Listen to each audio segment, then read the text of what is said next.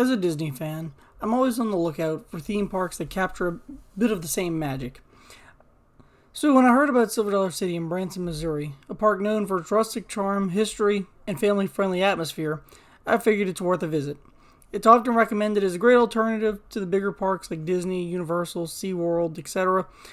But let's be real, how does it stack up for someone who's used to the high standards of Disney?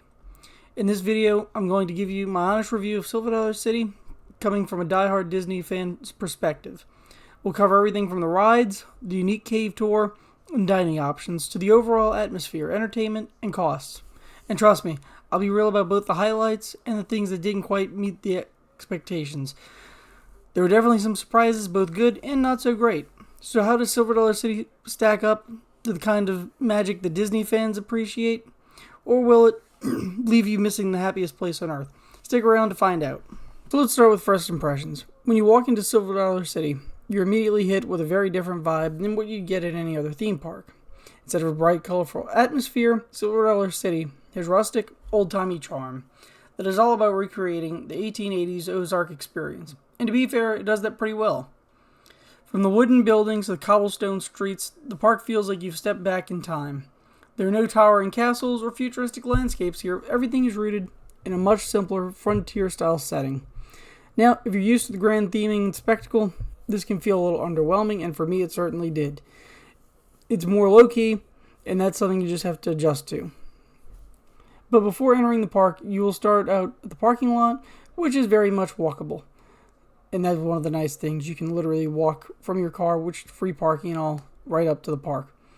From there, you head through a small entryway to the security checkpoint and ticket scanners. It's similar to SeaWorld and Busch Gardens in a way, that there are no turnstiles, and everything's kind of compact right there at the entrance area. After getting your ticket scanned, you go into the hospitality house, which you must pass through to enter the park. It includes a little store as well as the entrance to the cave tour. So you'll want to come back here later. Once through the hospitality house, you're standing in the park's entry area, which I would equate to Main Street USA. It's a little bit more spread out, and it's also a little bit shorter, but it gets the job done. One thing that stood out was the attention to detail. Silver Dollar City is clearly committed to its Old West motif. Blacksmiths, glass blowers, and craftspeople throughout the park really add to the atmosphere, and it feels authentic. It's almost like a living history museum, mixed with a theme park. But let's be honest here, it's not magical in any way. There's no Main Street like you'd picture at even other theme parks. They'll take a Six Flags or something where you have a, kind of a grand entry area. You're not going to get any of that. And there's no weenie, if you will. There's no big ticket object that draws your attention. So when you walk in, it's really like walking into a city. With that in mind, it is charming, but not breathtaking. And that's when I started to realize that this park doesn't try to compete with the likes of Disney or Universal.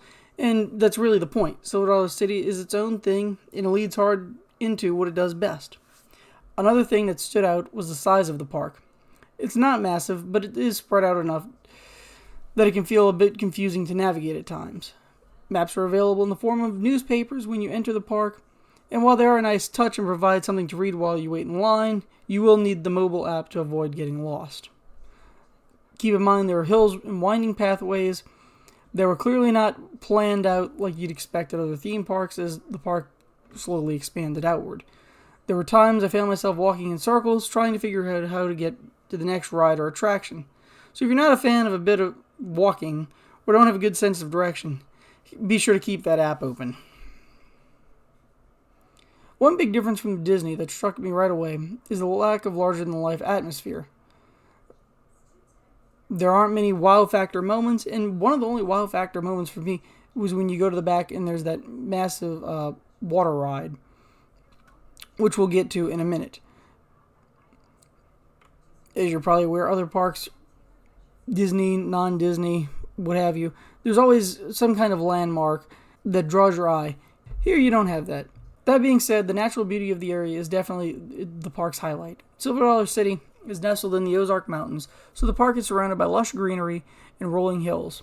It is really peaceful throughout most of the park, though there are some busy areas. And that it really is a nice change of pace. If you've been to any other theme park, there's a lot of hustle and bustle. Whereas here, it's much more calm and laid back atmosphere. It's especially nice if you just want to go for a stroll through the park and take in its scenery. In terms of overall atmosphere, I'd say Silver Dollar City gives off more of a cozy hometown feel rather than the larger-than-life immersive environments. If you're someone who thrives on that bit of magical cinematic feeling, Silver Dollar City probably isn't for you. But if you are appreciative of a slower, more laid-back environment with some historical charm, this park probably is for you. Alright, next let's talk about the rides at Silver Dollar City. Now, someone who's used to meticulously themed attractions, I went into this with pretty low expectations. First up, Silver Dollar City definitely has a nice variety of rides. There's a mix of thrill and family-friendly options, and even a few water rides. If you're into roller coasters, you'll probably enjoy some of the big ones here. Their standout coaster is Time Traveler, and I have to admit, this was one pretty impressive experience. It's a spinning coaster that launches you, which is a unique experience even compared to what you'll find in Florida. It's intense and definitely not for the faint of heart. However, it's probably the smoothest ride in the park. Thunderation is located beside Time Traveler and is more rough experience to say the least. The Mine Coaster twists and turns with the landscape and offers a pretty good experience. Then, on the other side of the park, you have Outlaw Run, which is one of the fastest wooden roller coasters in the world. And this one really surprised me with how rough the ride was. I admittedly haven't ridden a ton of wooden coasters, but I have had high expectations for this one because everyone says how great RMC coasters are.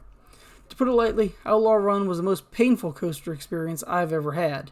The seat belts are very short, so anyone over 200 pounds may have trouble squeezing in, and depending on body shape and all that, just keep that in mind. This is probably worse than a Universal attraction when it comes to accommodating different shaped people. Additionally, the ride vehicles are literally a square box that is with no padding or contours. The coaster itself has some serious drops and twists, and if you love thrills, it's a must-do. Just be warned, it's not the smooth experience you'd get on Iron Gwazi. Now, I didn't get a chance to go on Powder Keg, and I really regret that, but I will be sure to get on it when I go back in a few months. Additionally, Wildfire is a pretty basic B&M coaster, but its incredible views of the Ozark Mountains makes up for the uninspiring layout. There's also Mystic River Falls if you are looking to get wet, and this is what I was mentioning before. When you walk into that back part of the park, it's probably the most jaw-dropping area. It's towering, it's large, and it's not that inspiring, quite frankly, but it is probably the largest thing in the park and the most impressive. So, if you're visiting with family or younger kids, you'll be happy to know there are plenty of rides for them too.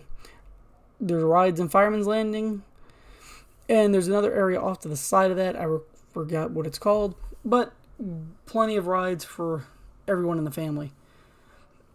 In some ways, I think Silver Dollar City is actually the best place for younger audiences because there are so many rides for small children. I would even say it's better than, a Disney park in that regards.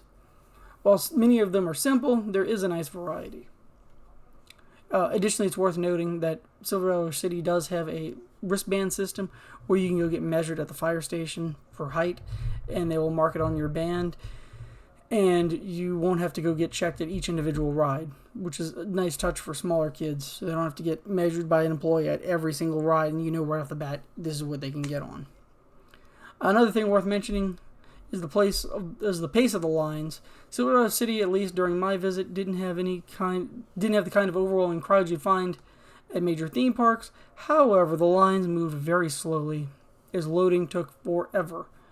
Very similar to what you'd find like a Six Flags park or even SeaWorld on the slower days when they only have one car running. And same thing here, most of the cars only have one ride vehicle on the track at a time, so even short lines still really left me waiting more than 20 minutes.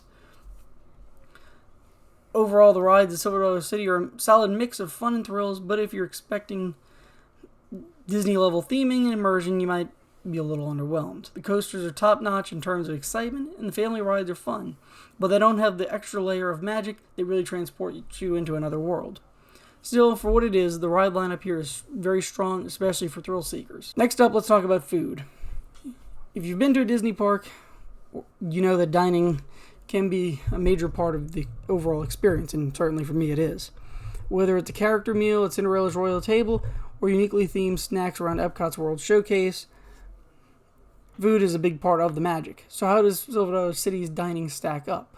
Well, first off, you're not going to find anything quite as extravagant. Instead, Silver Dollar City offers a more down-home, rustic fare that fits with the park's 1880s theme. As a major fan of comfort food, I went in with some very high expectations and was honestly met with some mixed results. When I first arrived, I went to Dockside Grill, which is near Mystic River Falls, and there's a nice little dining area outside that's right up against the ride, so you can sit there and eat and enjoy watching the ride while you're dining. Unfortunately, the line when I got there was very long. It was wrapping around the building, and there's no mobile ordering available at this location. Maybe I was just starving after a long drive, but I found the food to be great and the portions plentiful. I also ate at Molly's Mill for breakfast, and the best way to describe it is a step up from a hotel's continental breakfast. Thinly sliced bacon, powdered eggs, and frozen biscuits. That's pretty much standard fare. The good part about it was the service and the cost. I don't remember the exact amount I paid, but I believe it was about $15. Discounts are also available for annual pass holders. I went back to Molly's Mill for lunch and had a much better experience. It was a buffet as well, and it included favorites like fried chicken and pulled pork, along with some great sides. They were also much more crowded for lunch, and it was an overall good experience. Again, it was a little difficult to navigate all the people, but not bad. Pricing isn't listed online, and I don't recall exactly what I paid again for lunch, but I'm pretty sure it was somewhere between $20 and $25. Again, annual pass holder discounts do apply here. And also, if you have a drink mug, they provide free refills on those at the restaurant, so you don't have to pay for an additional drink, which is very much appreciated.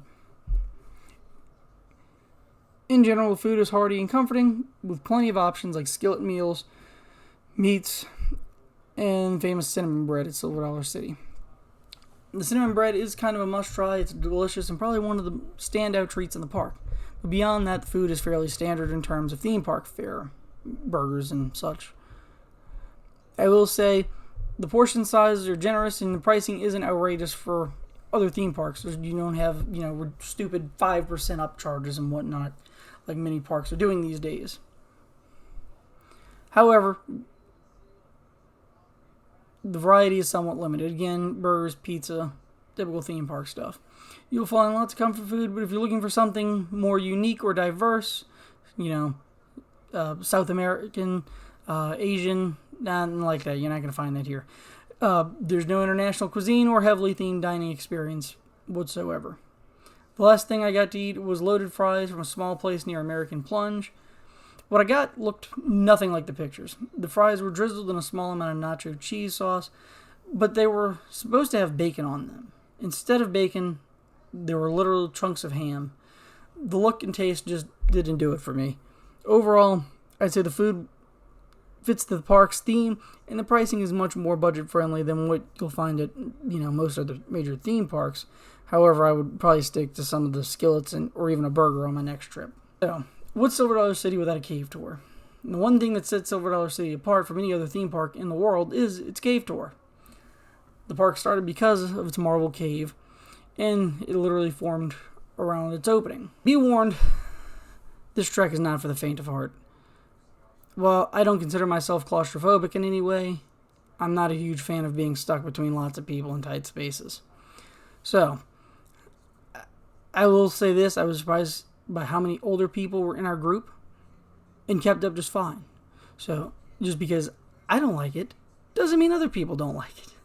And quite frankly, I'm not going to say I didn't like it. It was a great experience. But some of those areas weren't fun. To go on a cave tour, you enter the queue in the hospitality house. And tours depart approximately every 30 minutes. And also, you can expect the tour to last about an hour in total. However, you can expect to wait probably about an hour, 60 minutes or so on crowded days, maybe a little bit longer. There's kind of a queue area in the front. So you'll queue up, and then they'll count how many people are there. I think the max is like 45 or so. Once they count, those people will go out, move on, go on their tour, and the next group will continue waiting. And that's just kind of how it goes. Like any other show essentially would be. So, in addition to the close, tight spaces, I'll also warn you that there are stairs. Lots of stairs. I believe over 500 in total. And that's a combination of descending and ascending, although there are a lot more descending. Before heading down, you'll exit the hospitality house out the back, and there's a little waiting area where you'll stand and get some instructions from your tour guide before heading down into the cave itself. When you enter, you're greeted by a massive, breathtaking hole. I mean, quite frankly, this is gigantic, and you're standing out kind of at the top, so you're looking at the ceiling almost. It's very impressive, and it is lit during the day and at night. Well, if you go on a night tour, we'll get to the night tour in a minute. But during the day, the cave is lit up with electrical lighting. So the scale of the cave is huge. And it's not what I would consider a small gimmicky roadside attraction, a little bear cave, if you will. It's massive. The guided tour takes you all the way down to the bottom of the cave, where you'll find stalactites, stalagmites, and the enormous chambers that make you feel like you're stepping into the center of the earth. Now, I will say the cave tour was refreshing because it's all about nature and history. It is also a nice way to get out of the heat during the summer, as it's always cool underground. There's no elaborate narrative or animatronics here, or music playing in the background. No, it's just you in dead silence walking through a cave. Another thing I appreciated was how the cave ties into the history of the park, and your tour guide will go over those details as you make your way through. There are a couple of places to stop where they will give you a little bit of info. There's a photo op at the bottom, some good stuff like that. So in a way, the cave is kind of the heart of the whole park. It's a nice nod to its origins, and I thought it added to the interesting layer of the experience. I mean, it's really, I don't see how you can go there without doing it. It's definitely worth the cost of admission, that's for sure. One downside, though, is that the cave tour is very time-consuming. They say it can take an hour. It took a little over an hour, probably an hour and 15 minutes the day I went, from the time that we left the hospitality house to the time we were back at the hospitality house. So just keep that in mind. You know, if you're planning on doing all the thrill rides, definitely don't go there first, because some people undoubtedly are going to see it on their way in and be like, oh, let's go do this. No, hold that to later in the day if possible. Go hit a couple of the rides first and then go do that maybe around lunchtime or so. Keep in mind that there's no extra cost for this tour. They do appreciate tips at the end, I believe. But it's, as far as the tour goes, it's included in your admission. However, there's also a lantern lit tour, which takes place at night, I believe, right before it gets dark out. There's usually, I think, only one, but I think some days are maybe two, depending.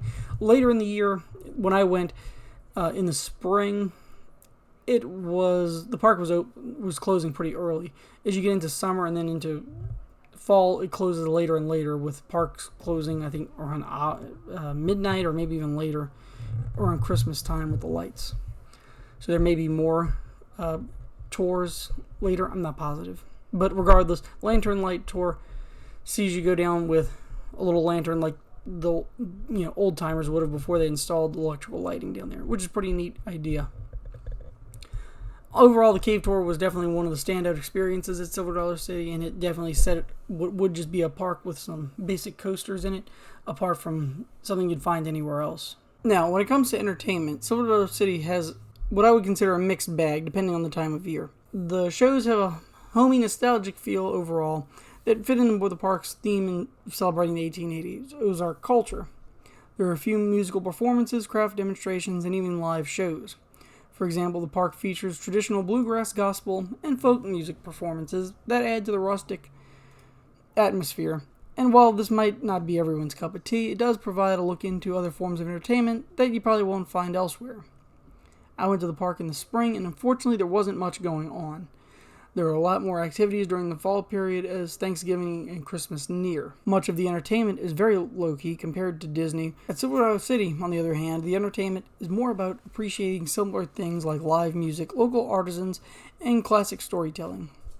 While that might not have the wow factor of a major show, it does fit the park's theme and vibe. Speaking of its vibe, let's talk about friendliness and service. And one thing I'll give Silver Dollar City points for is its friendliness of staff.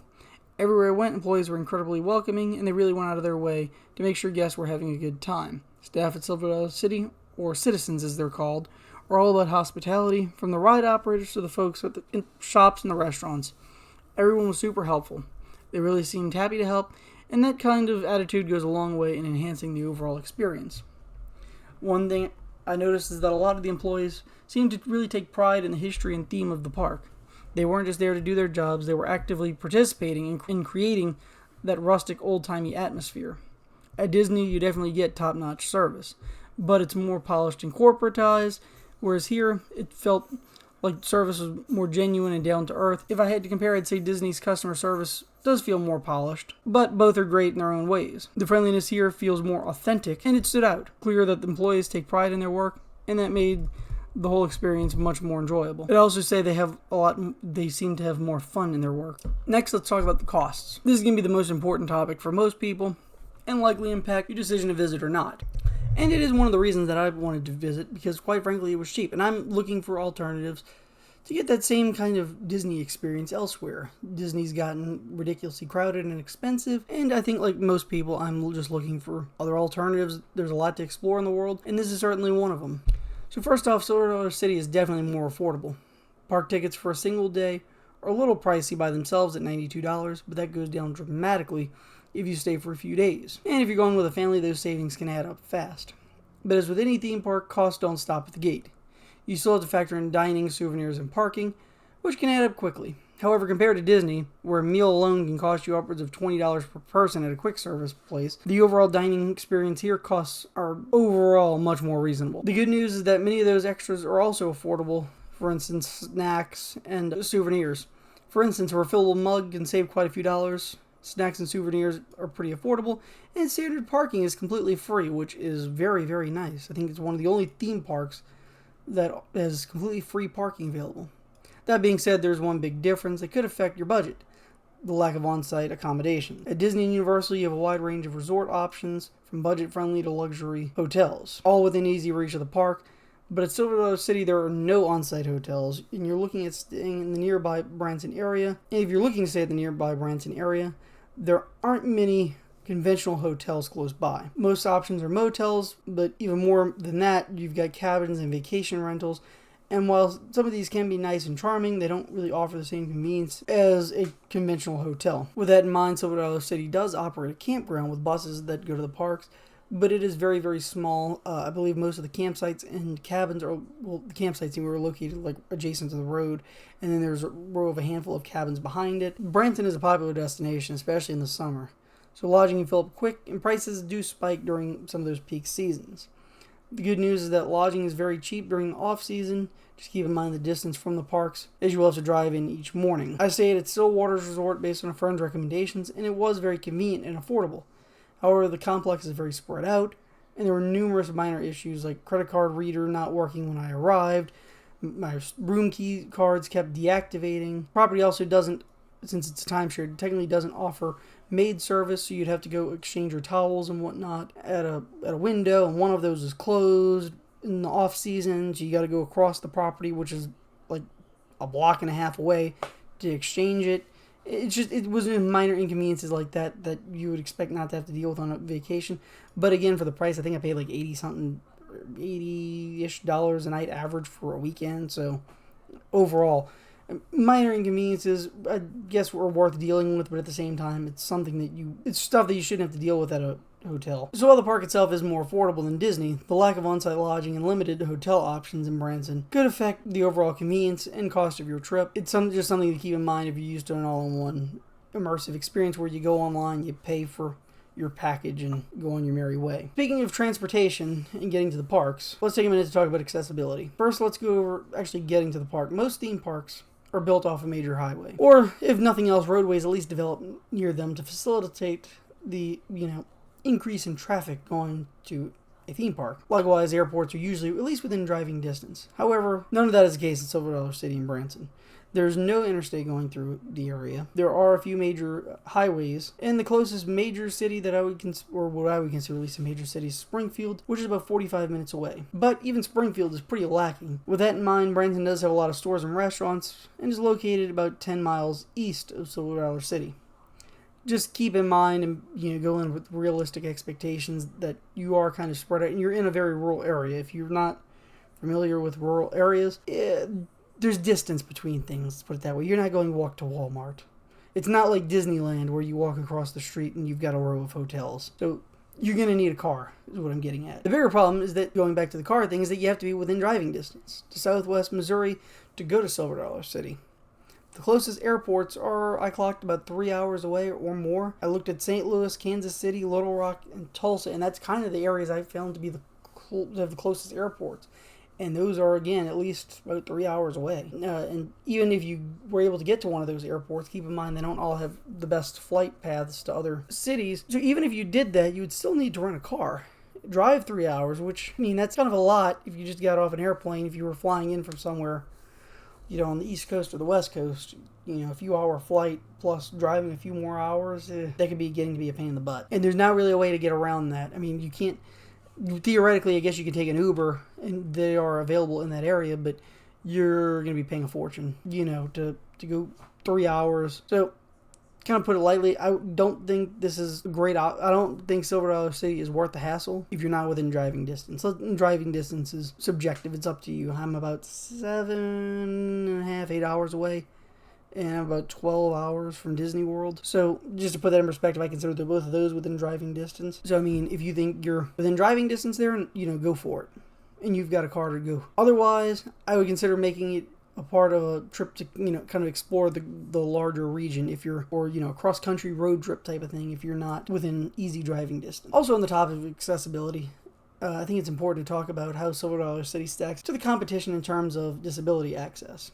And keep in mind, I'm not talking about, I'm not familiar with it, so I don't want to speak on what they offer as far as attraction, access, and whatnot, but I will stick to covering, and if anybody has any information on that, feel free to post it. But I will say that, just as a forewarning, if you're not trying to navigate the parks as somebody in an ECV or a wheelchair, that some of those paths are very steep. I can only imagine impossible to get a wheelchair up. Some of them. In ECV, I saw some ECV struggling to get up. Now, with that in mind, there are routes that are handicap accessible, we'll call them, but still keep in mind they are hilly. The alternative routes are all listed on the map as being handicap accessible, so if you are someone even if you have trouble walking, some of those hills were, just an absolute hike to get up. So definitely use the map and keep an eye out for the little handicap accessible icons on there so you know which way to go, and try to pre-plan your route before you head in a direction, because you may have to backtrack to go all the way around. And like I said, even I was absolutely beat from walking up and down the hills in this park all day. That was even before the cave tour. I was beat. Worse, I'd say, than walking more than double the distance at one of the other Orlando theme parks. Those hills are no joke. So, after spending a couple days at Silver Dollar City, what's the final verdict for a Disney fan? Well, there are definitely some things to love about the park, that's for sure. Unique cave tour and thrilling rides, the charm of the Ozark theming, and the natural beauty of the surroundings at a peaceful atmosphere that you just won't find at any other theme park. That said, it's important to manage your expectations. If you're coming in expecting the grand theming, immersive experiences, and magical moments that you get at Disney and Universal, you might feel a little underwhelmed. Silver Dollar City is very laid back, and its strengths lie in its history and rustic charm rather than creating a cinematic experience. Keep in mind, you're not going to find any IP here. In terms of value, it's definitely a more affordable option for those in driving distance, though the lack of on-site resorts and the limited hotel options in Branson can add extra planning and complications to your trip. Still, if you're looking to branch out and experience something different, Silver Dollar City is certainly worth a visit. But would I go back? In short, yeah, I would, because I do want to experience the park around the holidays. I've been told by several people that Christmas lights rival the old Osborne spectacle at Hollywood Studios, and that's definitely something I'd want to check out. I was a huge fan and still miss it. So, be sure to stay tuned for a review of that in the coming months. And until then, thanks for watching.